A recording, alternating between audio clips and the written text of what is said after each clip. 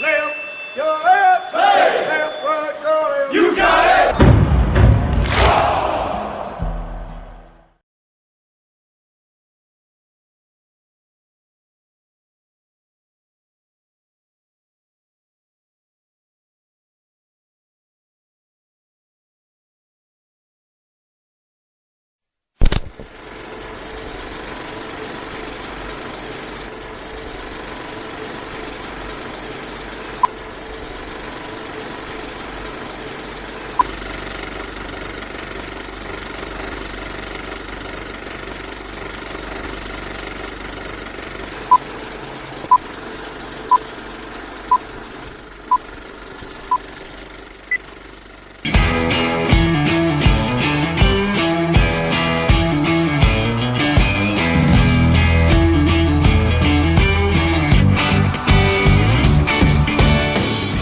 Veteran, first responder, or a patriot looking for a place to put your skill set, your thoughts, and/or want to help continue the mission? You have come to the right place. We are the People's Patriot Project, and we want to put the shock and awe when it comes to meeting the needs of our veterans and first responders. We are dealing with a new enemy in today's world where the wounds are not always seen. We want you to be part of this mission in saving lives and making a difference. Welcome to Playtime. We got your 6 at 6. Now here's your host, Shad Turner of Veterans Unite Podcast and the People's Patriot Project. And as always, Patriot Pride.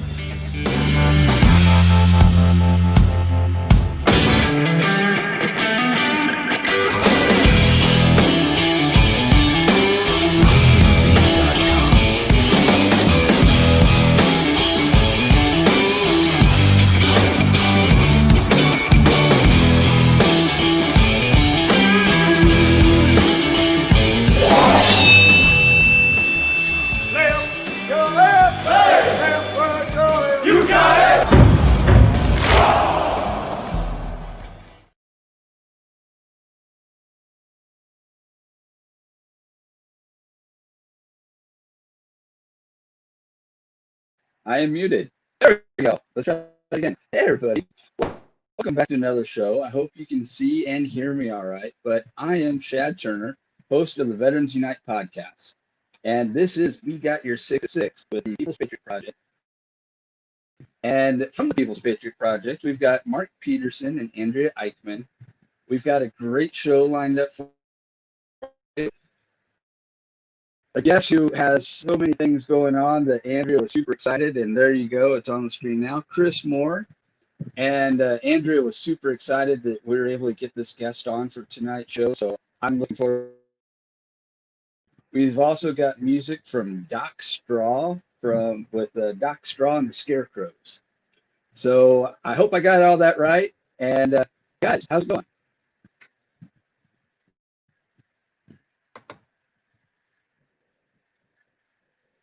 There we are. There we Peterson, go. You're muted. There you go. We got to do the Pledge of Allegiance, but I'm going to ask Mark, can you lead that? Because on my end, the choppier and I'll get out. So, the audio's a little choppy. That's all good. We'll run with it. This is amazing, and we have the amazing opportunity to come and share our true patriotism and what we believe in this part, being an American. And so if you get the chance and can, please remove your caps and stand as we give honor to our good old glory with the Pledge of Allegiance to the United States. I pledge allegiance to the flag of the United States of America and to the republic for which it stands, one nation, under God, indivisible, with liberty and justice for all. Indivisible, liberty, justice for all. Awesome. We are so excited for our guests tonight. We have been so blessed, and I just know we're gonna continue to be blessed. We got to find someone here that we might have to turn a microphone off here. We'll figure that piece out. But as Shad had said, and he's joining us down, he's pretty comfortable down there on his SS Super Minnow down in Texas. He's out on his boat right now, and so good for you, buddy. You work your tail off, and it's good to see that you get a chance to relax a little bit. And we get to come here and spread the word about what the People's Patriot Project is doing and how we're going to save some lives. And we get the awesome opportunity to have Mr. Chris Moore, who is an active firefighter out on the East Coast. We'll hear his story here in a minute. And Doc Straw, who has graciously come to us to share his craft and talent as a musician, we always throw the first responder, but also a veteran first responder patriot piece out there. So we appreciate both of you being here tonight. We have some pretty important things to talk about before we get there. And I haven't looked at the notes enough to know what Andrea's got to talk about, but I've got some very important things. A mother of a Marine had a topic matter today on Facebook, and I just want to know, this is kind of a twofold question, but are we a flats or a drums kind of person? This is important stuff. It is. I know sometime during this period, I haven't done the research because I didn't get that time, but because of that game they play with that oblong object that I don't talk about or view anymore, but they throw things at each other. Apparently, a lot of people eat buffalo wings during this time, so Buffalo Wing National Day is upon us. And it's important to know, are we a flat or are we a drummy kind of person? I want to look real quick to see who we have for views. I know that we had Mr. Kaufman was here. We got Roberts in the house. Yeah, good people asking good questions, and the answers are coming in. Robert is saying wicked cool. We can throw that one up there. We're just wicked cool, but we need to know what kind of wing eater you are, Robert. Someone put it on mine, drums. That is a lie. I am a flat person. Andrea, what are you? Well, that might have been me because I was on People's Patriot Project. I'm drummies. You ruined it for me. You ruined my page. Gosh dang. Yeah, I did. That's all right. Corley covered you. You're good. Mr. Moore. I'm a flats guy all the way. I'm going to come back to you and ask you why here in a second. Shad, 2 fingers drummy, 1 finger flat.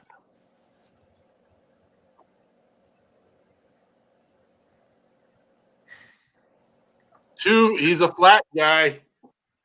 Mr. Straw. All right, I'm a drums guy actually. A drums guy. Okay, Yeah. Scotty. I'm a boneless dude. I don't like. Robert is great. he's gonna go with both. Oh. I can't order the boneless because it just ends up being some kind of chopped up bird, whether it's chicken or some other kind of fowl. I got to know where it's coming from, so to speak. But Chris, why are you a flats fan? Tell me this. I just think they're so much easier to eat that way. Just the 2 bones and everything. You can just so many different things you can do with them. You can pull them apart, have 2 different pieces, or you can just put it right in and just pull it right out. Well, so we have to do a little bit of research here because there's been some great crimes happen in the world of my life, and look at this travesty. Look at this. There's too much This meat is left not. on there. This is not how you clean a bone. What are you? Are you a 1, 2, 3, 4, or 5? I'm probably a 4. You're a 4. You're not going to gnaw that knuckle off on the end. Huh? I'm not getting that knuckle. I'm not going there. Robert, PG-13, brother. PG-13. Shad's a 5. He's going to clean that bone right up. And Scotty doesn't have to worry about it. No, he's not going to choke on any bones. He's just going to. Mr. Straw? I think I'm a 4 also. A 4. And Andrea? I'm gonna be a 3 to 4. A 3 to 4? It gets And- that cartilage is yuck on the ends. Yeah. I do have to admit I'm the 5. I do. I'm not. There might even be a couple a couple pieces of the bone that I ingest every once in a while as well. And Bone marrow's it's good for you. So I'd like to thank Stacy Urban for posting that today. It's fun. It's good to just kind of relax and chill and know that the world isn't as bad as everyone wants to paint it, and we can have fun no matter what we're doing. So we got a ton of people coming in with stuff, making statements, and so Robert says flat doesn't sound natural. Well, it is. Both of them are in there, brother. All right. Mr. Moore, let's bring you in. Let's talk. Let's have tell us about what your role is in life and what you're doing and what you plan. We don't have to do all those at once, but All right, and just give you guys a little bit of background on me. I'm a 27-year veteran of the fire service. My father was a police officer in the city of Norfolk, Virginia. I'm in Virginia Beach, Virginia right now. I started out in 93 as a volunteer firefighter for 7 years. And then in 2000, I became a career firefighter, rose through the ranks, became lieutenant, and now I currently serve as a captain. And over those 27 years, I saw and experienced a lot of traumas and a lot of bad things. And I like to do talks now to bring light on PTSD in the first responder community and everything. If you want me to just stop me, or if you want me to keep on going. No, let it roll, brother. I don't want to get diarrhea of the mouth and just keep spouting stuff off. But I was telling Andrea earlier today, my journey officially started, like I said, in 2000. But when I started realizing I was having issues was in January of 2017. We actually ran a pediatric cardiac arrest, and it was very, very unfortunate and unsettling. And for some reason, that call was the straw that broke the camel's back. I like to say that our heads, I look at it as, I know my head's kind of like a bucket, and each call and trauma and everything that we experience in our careers, first responder and or military, we get a little bit of water poured into that bucket. Unless we have a healthy means of relieving that water or that pressure that's building up, then eventually we're going to crack. And that was exactly what happened to me in January of 2017. I ran that call, and it started opening up Pandora's box for me. I started experiencing nightmares and intrusive thoughts and everything from calls that I've ran 10, 12, 15 years ago that I never even thought twice about. It just popped up, and it was like I was right there at that moment each time I would have these thoughts and these nightmares.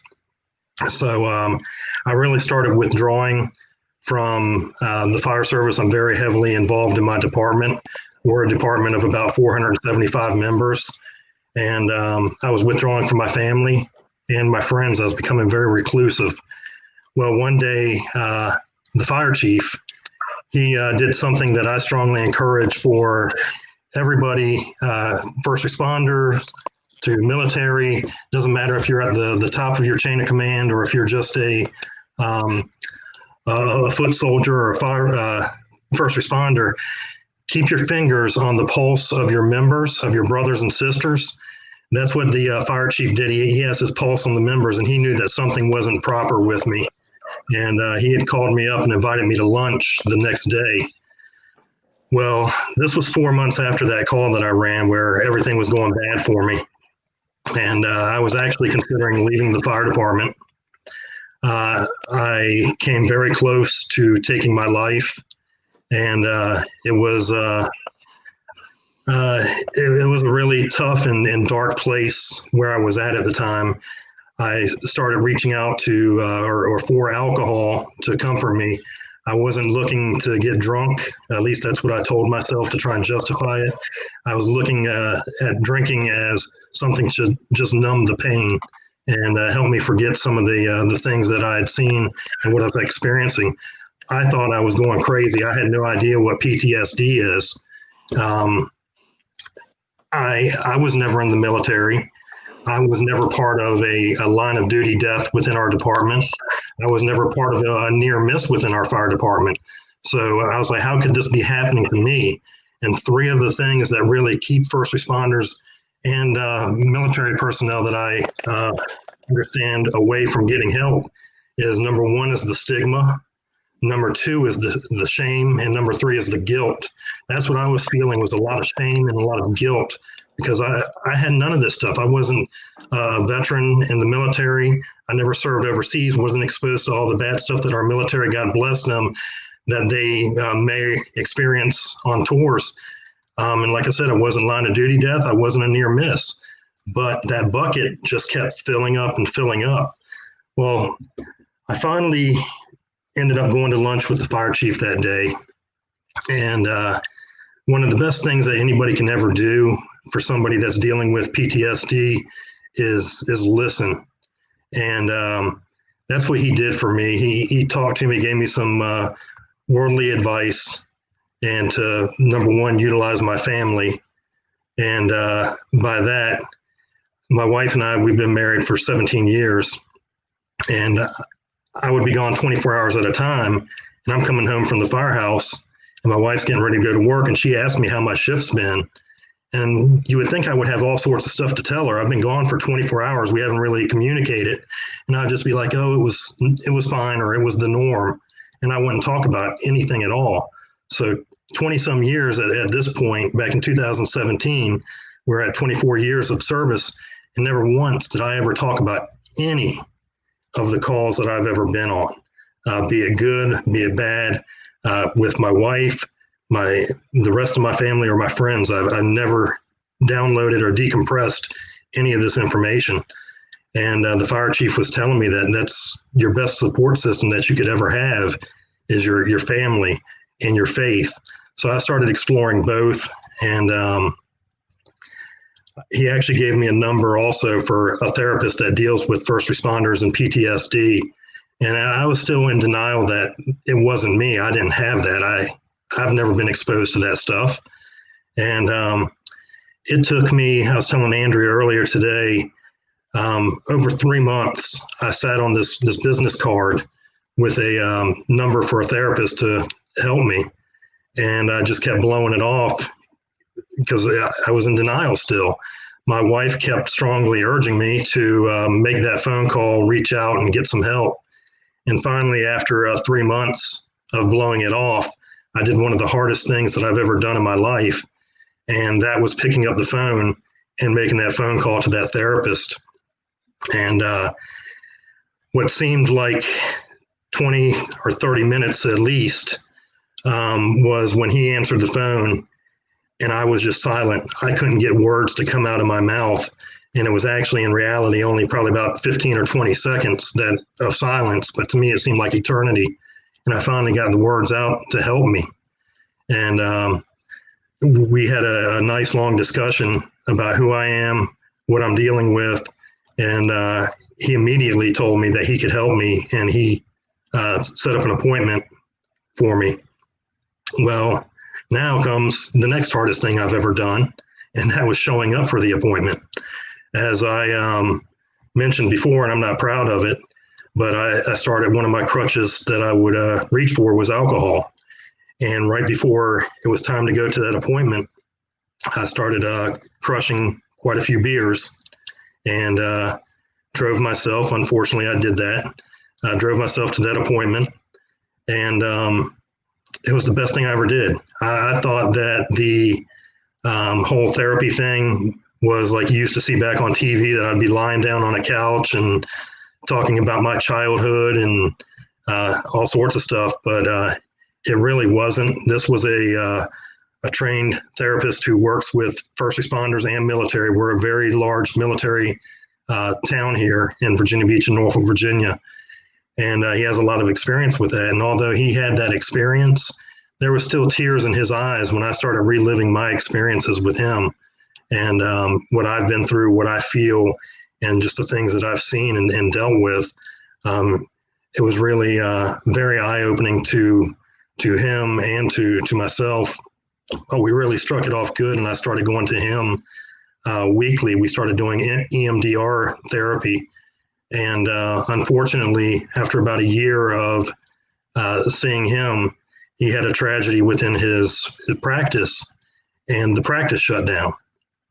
So now I'm back to square one. I had another incident that really triggered me, which was even worse than the pediatric cardiac arrest that first got me. The exact date of this was October 5th, 2018. I was talking about it earlier with Andrea. I can remember the exact time of day, the wee hours of the morning that this happened. And this call sticks with me to this day. I have intrusive thoughts and nightmares. Pretty much nightly, I have nightmares, and that's even with being on medications and still doing EMDR therapy. So back to losing my therapist there, we are a big military town, like I said, so you would think it would be easy, to find a therapist that deals with PTSD for the military or first responders. Well, it was very difficult to find one, yet alone one that took new patients or took insurance. I would find one, but they wouldn't take new patients, or I would find one, they didn't take my insurance, and so on. Well, eventually I found one who was willing to take me on as a patient. She deals with first responders and military with PTSD. And we set up an appointment. I went to her office, and first thing that I told her, and I wasn't trying to be a jerk about it, but I told her therapists are like a pair of shoes. They're not one size fits all. You got to get the right fit for you and what you're dealing with and what you're going through. And she looked at me and just as stern, but as nice as could be, said the exact same thing back to me with patience. She said that if she feels like she can't help me and I'm not a good fit, that she's going to tell me the same thing, and we figure out where to go from there. But we really struck it off. Again, with this new therapist, I had tears coming from her eyes at moments when I was expressing this, what I'm going through and what I'm dealing with. I was already officially, from my first therapist and doctor, diagnosed with PTSD. And she, I guess, had to confirm everything on her own. And she did. I've been seeing her now every week for the past actually 2 years now. We've been seeing each other. And I shared with Andrea yesterday was a big event for me, a very big step. The call that bothers me from October 5th of 2018, it was actually a motor vehicle accident with a fatality. And I'm not going to go into too much detail about it, but like I said, I could tell you everything about it: smells, sights, sounds, everything. But excuse me, I'm sorry. My therapist has been thinking it would be a good thing for me to go there and go to the site and kind of confront my fears and kind of deal with it head on. And after 2 years of this, I finally did that yesterday, went to the site and just kind of spent some time there, and I don't want to say reminisced, but just kind of relived it again, even though I'm reliving it every day. It's just like Groundhog's Day. It just keeps going on and on and on with me. But it was like a weight was lifted off of my shoulders when I was there and confronting it head on. I did have some issues with my anxiety and everything, but it was just so uplifting to be there and to confront it and know that, you know what, I am in a safe place. This stuff can't hurt me anymore. I need to realize when I have these intrusive thoughts and these nightmares that I am in a better place. I'm not where I was. So that was a very big accomplishment I had yesterday. I mentioned earlier that when all this first hit me, I was suicidal at the time.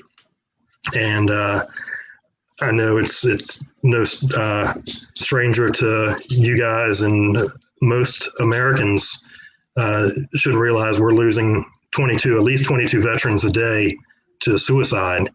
And started when I was diagnosed with PTSD, looking into this with firefighters and first responders. And I know police are very high up there, but just for the fire department, we're losing to line of duty deaths, not suicide, but line of duty deaths. We're losing over 100, on average of 100 firefighters a year to line of duty deaths. So suicide, with only confirming 40% of the actual suicides, and when I say confirming, that's when they're actually reported and investigated and it was deemed a suicide, because a lot of these suicides aren't getting confirmed that they were actually suicides, be it because of insurance purposes or that stigma that I spoke about earlier. People are just too ashamed to admit that it was a suicide. Well, with 40% confirmed for the fire service, we're well over our line of duty death rate. We're losing more firefighters every year to suicide than we are to line of duty death. And that shocked the hell out of me with that. And I almost became one of those statistics that I talked about. I also learned that within the entire first responder community, police and firefighters, and we got to think about our sheriff's department also. And one thing that is often forgotten is our dispatchers. And we're terrible about remembering our dispatchers. They're the real first responder to a lot of these calls. They're not on scene, but they get the people on the other end of the phone at their worst time of their lives. A lot of times they'll know the beginning of the story, but usually they don't know the middle of the story or the ending to the story. And nobody ever thinks about them. We're actually losing dispatchers to suicides as well. So our dispatchers are actually, in my opinion, are the lifeblood of our first responders, because they really are the anchor that holds it all together. And they are an amazing, well-trained group of people who are regular Joes every day and have to deal with 160 million calls a year. And I don't want to interrupt you. I don't want to get you off your roll here. Thank you. Thank you for sharing your message. Thank you for saying the things that need to be said. That's a piece that we need to get rid of, is the stigma piece, and we need to create outlets that allow our veterans and our first responders to connect. That is the mission of the People's Patriot Project. Our commitment is boots on the ground and creating relationships. I'm telling you right now, Chris, if there's ever a moment you've got a little something going on and you can't reach out to your therapist, my number's everywhere. Call me. Call Andrea. You don't know Scotty yet. You'll get to know Scotty. Call Shad. We're there. And tell your brothers and sisters of this too. And Andrea just had an amazing, maybe you want to share, Andrea, the story.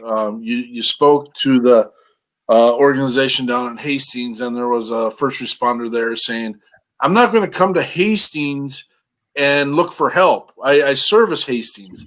I'm going to service I'm going to service Hastings, but I want to, if I can fix it, I'm going to go fix it somewhere else. And we want to make sure our green is that beacon of opportunity. Our green is, hey, look, we're here. We've been here. We've always been here. It's the people's green, and it's our beacon. Andrew, do you want to share your story and then share some of your data that you collected? I got you. Oh, Go. Thank you. No, I shared this with Chris earlier too. I got invited to be in the Rotary meeting in town.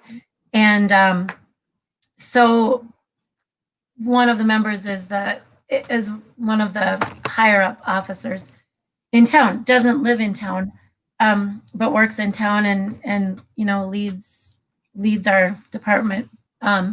Anyway, after I got to introduce myself and then tell our big mission and how there was a building in town that would have worked somewhat like a dorm building, so to say, for transitional care and for, I call it plucking first responders and military out of their environment and putting them in a new environment where they have time to think, time to sleep, time to make decisions, time to coordinate with others. Family needs to be a part of this as well. And I just have to say, Chris, that is such a huge part from everything that you've been saying. But when you said that earlier today and then just now, I'm glad that I'm hearing it from a therapist point of view, someone who's trained. the family needs to be involved, and someone that you trust, you believe in, you count on, that doesn't live that day to day like you do, they're going to be shocked, and there's probably going to be, why are you doing this? Can you find something different? And then those conversations as well. But that's a huge piece, is sharing. So once we get our visitors settled in and get them with a mentor of some sort and get them set up. Anyway, I was talking about this building in Hastings, and immediately the officer was like, here's the deal though, that's not bringing in Hastings clientele. Our firefighters, our police force, our EMTs are not going to come to, especially a centralized, we're a small town, like 25,000. We're not coming here for help. We're not calling here for help. We're not going to stay here for help. You'll get Goodhue County, you'll get maybe Hennepin and Anoka County, maybe some from St. Paul, but that's kind of close. He said it's an incredible idea, but you'll never fill those roles in your own community because people won't come to their own community. And that's the stigma piece, I think, along with a sense of pride.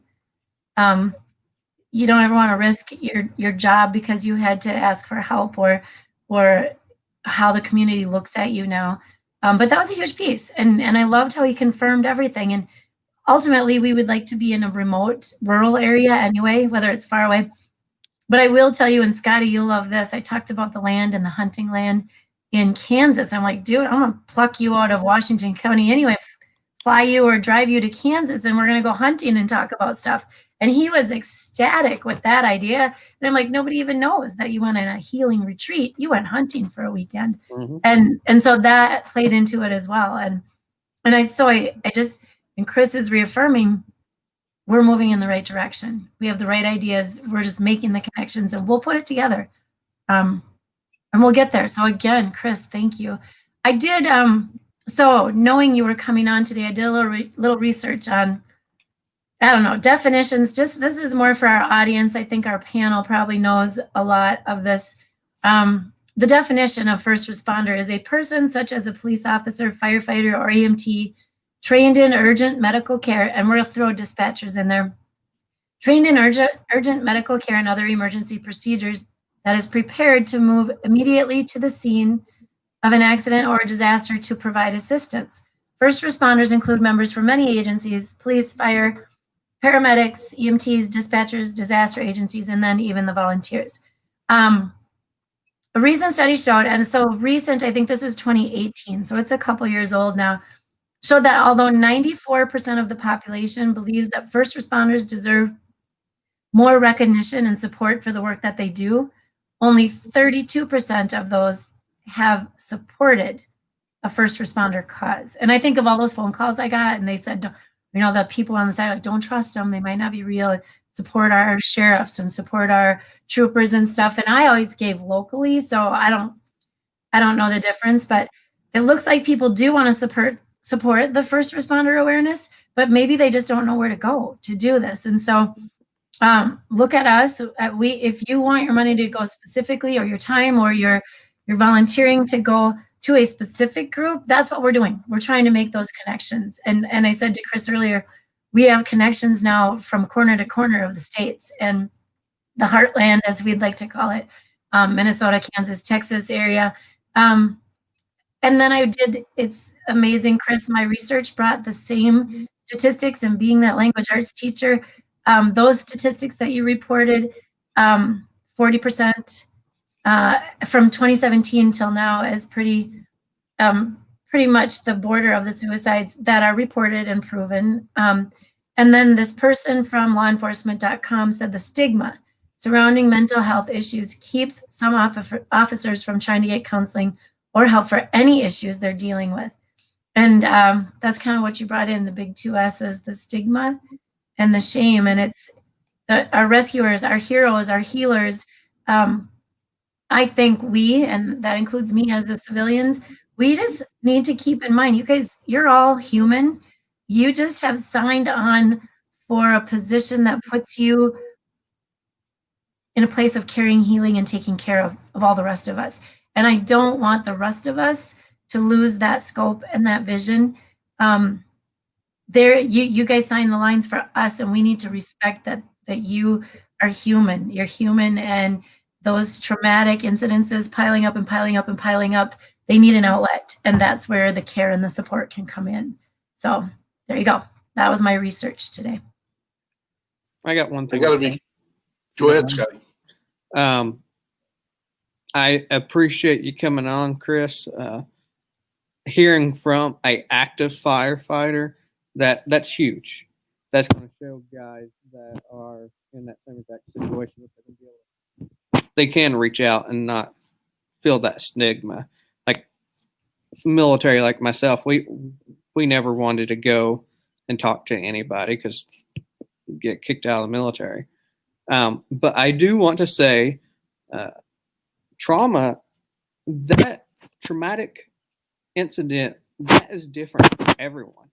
It doesn't have to be me in combat or Chris out there working a car wreck or something. Everyone's trauma is different.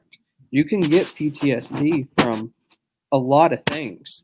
So even if you haven't been a first responder, if you haven't been in the military, if you've been through traumatic events, even just growing up with an abusive parent, there is PTSD out there, and the whole world needs to learn more about it and be more accepting. I agree with you, Scotty. I agree with you. This is why we call our organization We the People, the People's Patriot Project.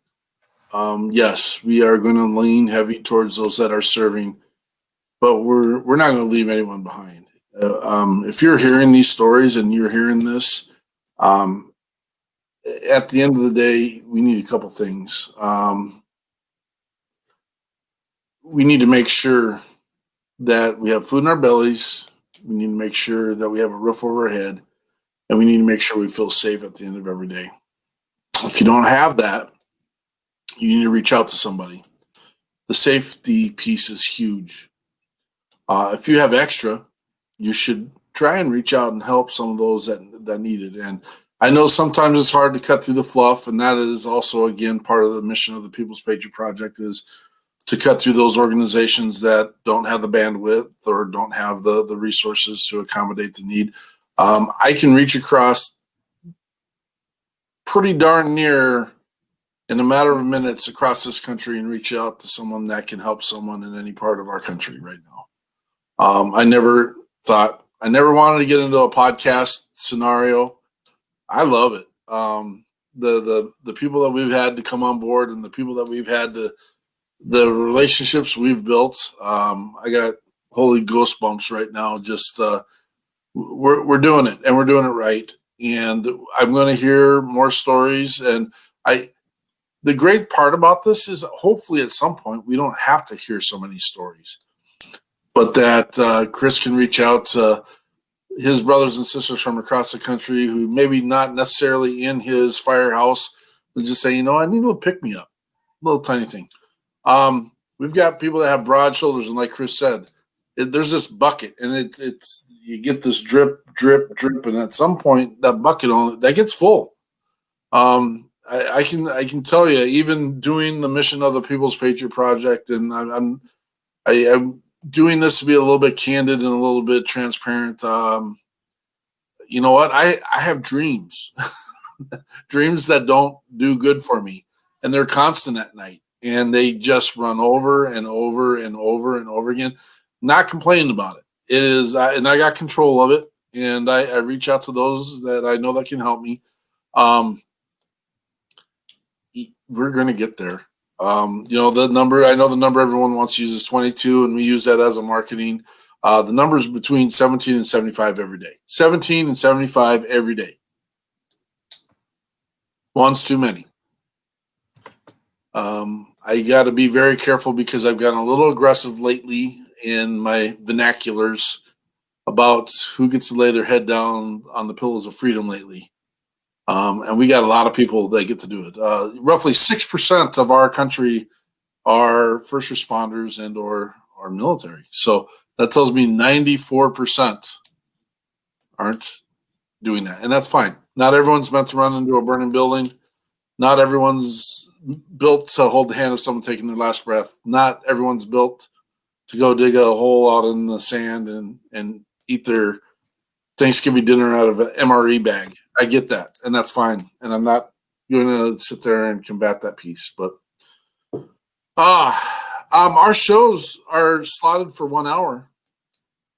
And I think, Mark, I get to think say whether they're can we 1 go hour or back not. to Chris for just a minute? Sure. Can we go You're for muted, a minute, quick?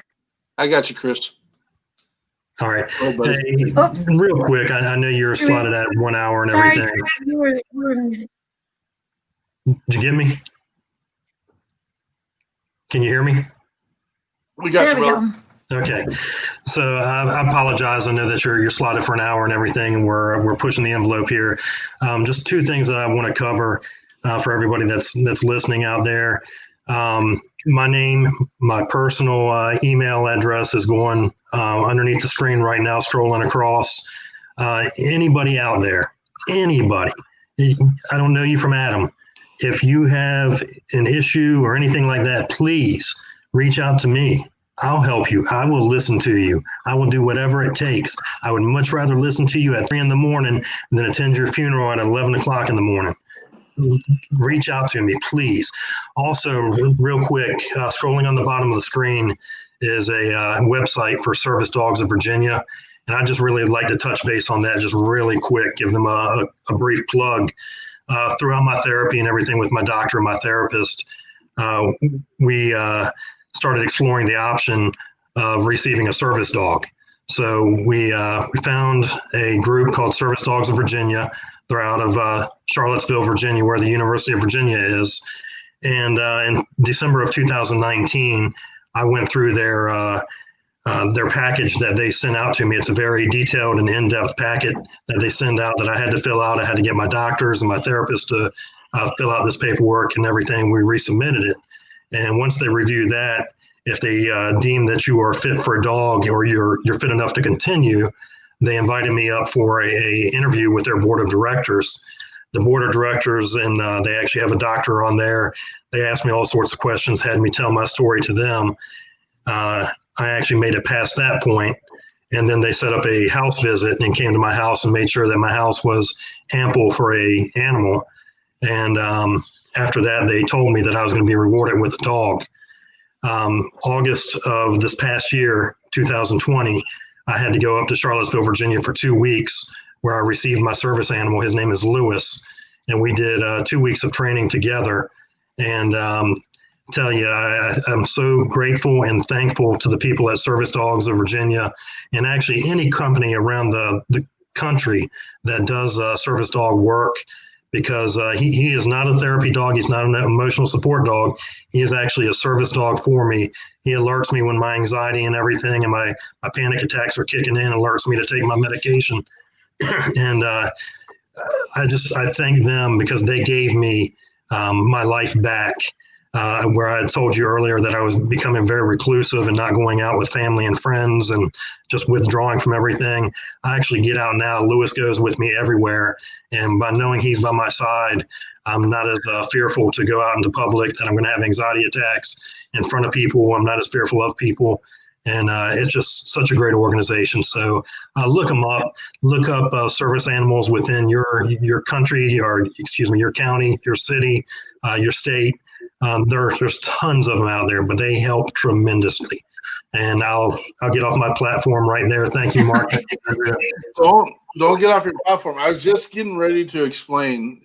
We're slotted for an hour, but the boss, whoever the boss is, it doesn't matter. We get to make this as long as we want to, so it doesn't matter.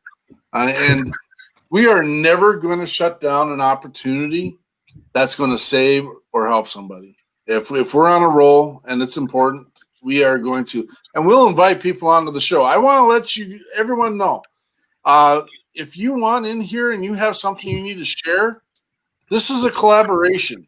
We're not going to get into a lot of fixating on, and I appreciate Chris keeping his candor in some of the scene issues. We're not going to focus on that stuff, but we'll talk about it. And on top of this, we come post show, and anyone's welcome into the post show. You're welcome to come. We talk, we collaborate, we build. It's about building relationships. It's about creating opportunity. It's about saving lives, is what it is. I want to bring Doc on. Sorry, Doc. You know, this is you're going to come on and entertain us a little bit, and I have no idea what your plan is or what your songs are. You And gotta unmute that. we'll get there. We'll get there. It's amazing. It's amazing when we're doing the show how our musicians have accompanied the mission and the story that we're going through. But you know what? We need to be lifted up, and we need to also hear the truth. And so, Doc, tell us about yourself, what your plan is, and what we're going to hear tonight. Yeah, sure. Thanks for having me on the show. And thanks to everybody. I mean, Chris, it's really nice to hear your story, actually. Thank you. And like everybody that's spoken, you've all spoken so far. It's nice to be, you know, among people that kind of get this kind of stuff and such a support group. So, but yeah, I'm a physical therapist. I actually do travel therapy, so I kind of move around a little bit right now. But I'm a combat vet also. I was in the Army, so I was a combat engineer. I did a couple of tours of route clearance, so I really identify with all the this discussion on mental health, and I think it's super important. You know, after I got out of the military, definitely started. I still have my share of struggles. Kind of pushed a lot of that stuff down, and really having that education in the medical field now, it's really like given me a lot of perspective on just, well, you know, the way the brain works and the body works too. So, I mean, that was really eye opening, and I mean that's was so beneficial to me, not just for the career, but I mean, it taught me so much about, like, you know, myself. So, which was life changing, really. So, but anyway, I've been in 2013. Well, I got out it was 2013 actually. My last tour was 2012, and started going to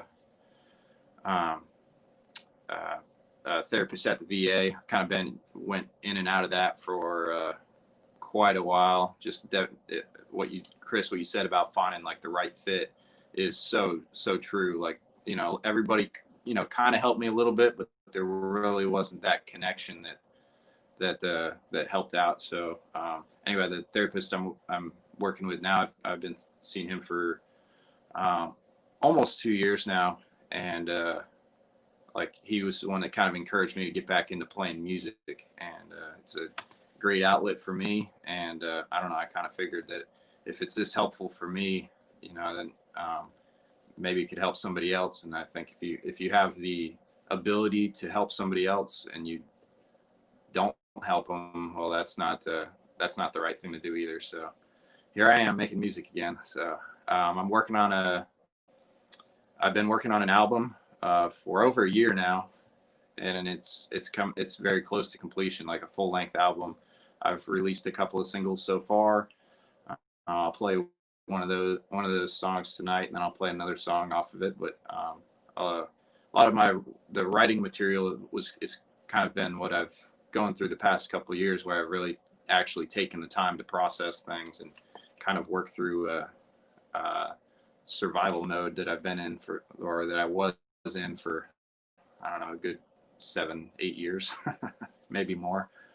So I got a couple songs to play. I guess, you know, you guys didn't I don't know, you'd rather hear me sing probably than talk. Your message is important, brother. So it's all sides of it, and it's important. So I think I write better than I speak. So I prefer to let that do a lot of my let that speak for me. But so I'm gonna play a song, if that's cool. Are we ready for that, or anybody have any questions or any other introductions? Run it, brother. Well, right, my big question is, how long have you been out again? 2013. My last tour was 2012. was going to say, because you're not quite, the hairdo's not quite military standards. And It's not it. It's not in regs at all. Yeah. It's the first time. All I have to say is snappers lead the way. What's that? Snappers lead the way. Oh yeah, yeah. We're always at first in, last out. Yeah. Yeah. Spin it for us, brother. All right, let's do it. All right, so get this here ready. All right, so this is a song called "Get On By," and I released this. This is out there. You can find this on the old, the internet streaming sites, wherever. It's Doc Straw and the Scarecrows, and this one is called "Get On By."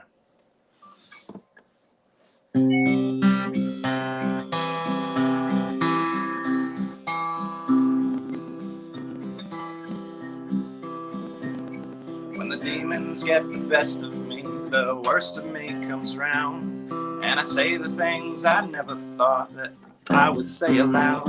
Sometimes memory lane gets lonely, and then life will knock me down. Gotta get back on my feet and walk it out. Gotta get back on my feet and walk it out.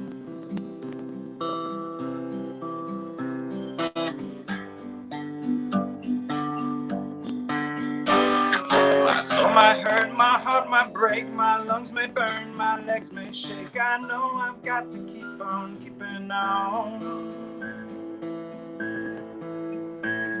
Can't lose my mind, can't lose my way. Got mouths to feed and bills to pay. There ain't no other choice but to be strong.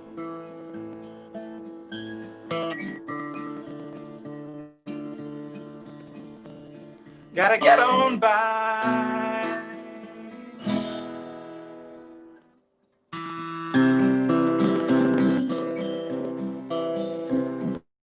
I've learned this life's a puzzle that I'm always working on. I try to be more grateful of what's here before it's gone. Well, I got to be more comfortable with a few of my pieces missing. Gotta get back on my feet and walk it out. Gotta get back on my feet and walk it out.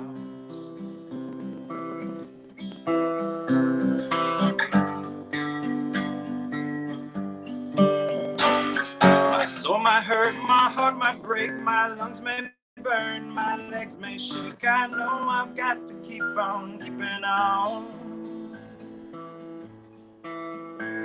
Can't lose my mind, can't lose my way. Got mouths to feed and bills to pay. There ain't no other choice but to be strong.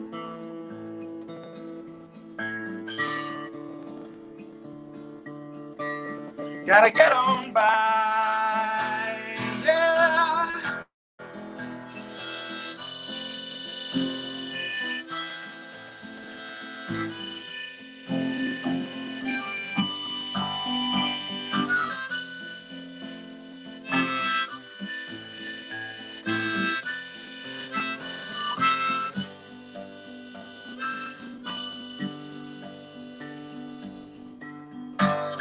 My soul might hurt, my heart might break, my lungs may burn, my legs may shake. I know I've got to keep on keeping on. Can't lose my mind, can't lose my way. Got mouths to feed and bills to pay. There ain't no other choice but to be strong.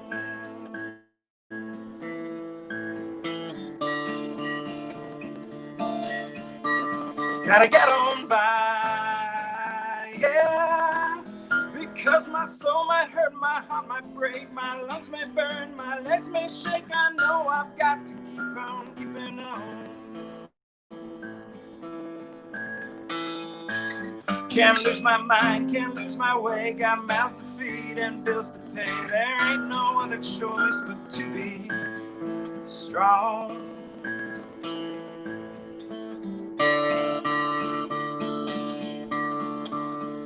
Gotta get on by.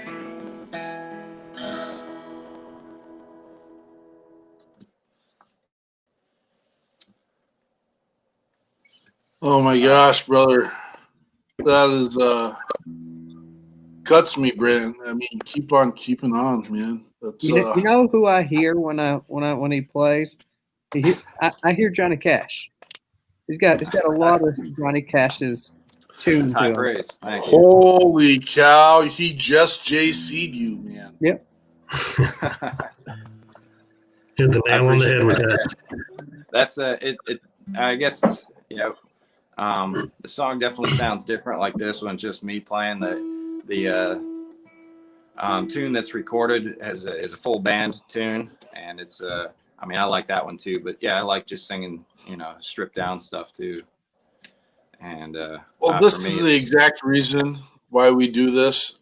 It's so real, it's so natural, and I'm sure your band behind you it just does an amazing job as well. But this is raw, and Shad brought us onto this through his podcast, and yeah, I really appreciate this. I haven't played live in quite a while. I wonder why. Well, we got to get you taken care of. We work with a couple organizations, and you're welcome to come back anytime, share your craft. We know you're very busy. I got this special, I call it my special weapon, Miss Eichmann, up there, who's directly above me. There. Okay. She'll come get you, man. She'll make sure we get you where we need to get you in. Whatever we can do. We got some things in the works, and I hope that we can benefit our veteran and first responder musicians across the country. I think that's a special talent. You watch these musical shows or these shows that showcase talent, and they always talk about playing from the gut and playing the real. And our veterans and first responders play it from the gut, and they play it for real. And it's there were so many pieces in that song that kind of drew me away, and just like keep on keeping on, man. That's our message right there. Everyone, keep on keeping on, and realize there's that time where your legs are shaky, and you don't want to get through that moment, whether it's proverbial or in your head. It's important. Reach out. There was a message that Chris said earlier, and if you're a leader and if you are someone that has or are in control of people in an authority position, and or you're a brother and sister that just know and see that you got a brother and sister that's kind of down in a funk for a moment. We get funks. People get funks. Everyone get funks. But just reach out. Just a pat on the back, a cup of coffee. I think a lot of those troops out there drinking White Claws right now. That's a joke right now. But offer up a White Claw. Maybe that'll save a couple of them. I'm joking, but I'm not. Thank you for your gift and talent. And again, we're not rushing out of here. Yeah, you got another one set up for us? I got one more. Yeah, if you'd like me to play it. Would love to hear it. I don't think we'll be disappointed. Okay. All right. Cool. Yeah, this one's called "The Life and Times of King Richard," and it's actually I wrote this one. I'll give you a little story about this if we got a quick minute. On one of my contracts, actually, just last year. I was one of my neighbors was an Army vet, and I wrote this song about me, and he was the first one I played it for. It was and I wrote it, and after I got done playing it, he was looking at me, and he was like, "Man, we'd had a couple of beers," and he's like, "I've only had a couple of beers, but that sent chills down my spine because you just played me my life story." And so his name's Richard, and he chose the title. So this song. He's not watching this. He's not super tech savvy, but this one's going out to Richard. So it's called "The Life and Times of King Richard."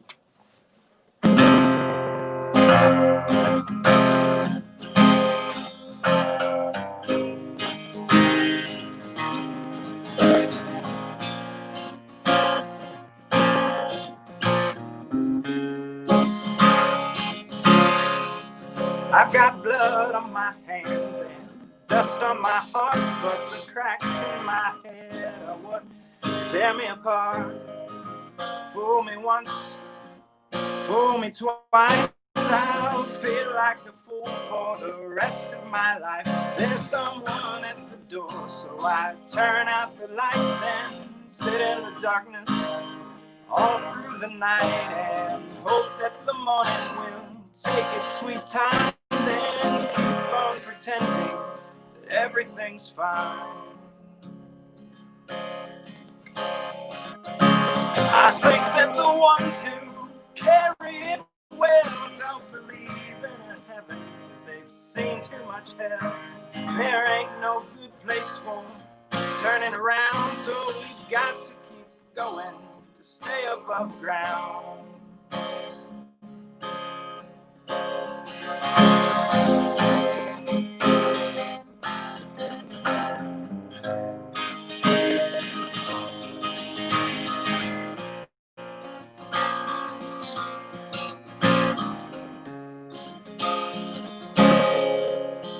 There's a curse on my tongue and a weight on my chest and little to no chance of catching my breath. I lied when I told you that I was okay. It won't make a difference, to be honest today. There's no way that this sorrow ain't gonna end, but I learned from before that it comes back again. Just like my skin tends to hang on to scars, this wound in my mind never strays very far. I think that the ones who carry it well don't believe in a heaven, 'cause they've seen too much hell. There ain't no good place for turning around, so we've got to keep going to stay above ground.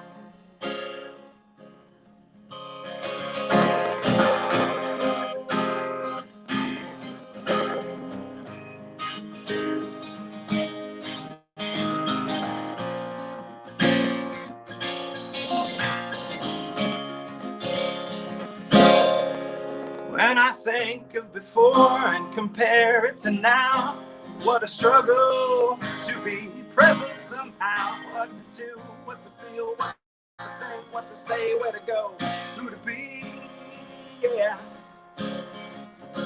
When I meet my maker who didn't exist, will I say, please let me in? I was doing my best, can't you see? Oh, can't you see? I think that the ones who carry it well don't believe in a heaven, 'cause they've seen too much hell. There ain't no good place for turning around, so we've got to keep going to stay above ground. I think that the ones who carry it well don't believe in a heaven, 'cause they've seen too much hell. There ain't no good place for turning around, so we've got to keep going to stay above ground.